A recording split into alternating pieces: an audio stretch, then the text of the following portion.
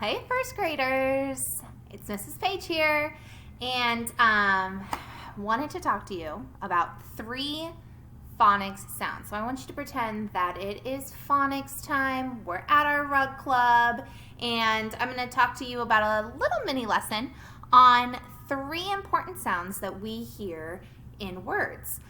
Those sounds, we've talked about how there's short vowel, long vowel. Before we had spring break, it was vowel teams, different types of diphthongs, and different types of endings that make different sounds.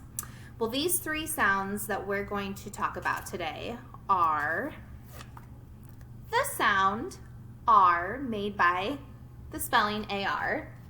So R, like a pirate.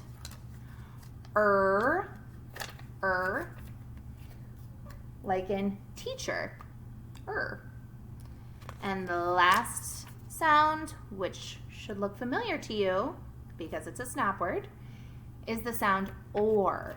So we actually call this kind of like our bossy R. The R, which I'm sorry, it's kind of hard to see. The R likes to tell that vowel what sound to make. So that vowel isn't going to make a sound like we're used to hearing the A be A or A. Instead, that R is going to boss it and say, when you're next to me, I'm going to make the R sound. So I've got 3 different pictures. I want you to think, what sound does this picture make? Is it R, or or? Okay, so this is a picture of a star. Star, I'm going to stretch that word out. St. Those are consonant sounds. That's a blend. R, ooh, there it is. R, A-R. Plus we know A-R-T spells one of our favorite specials, art. So that's an easy way to remember it too.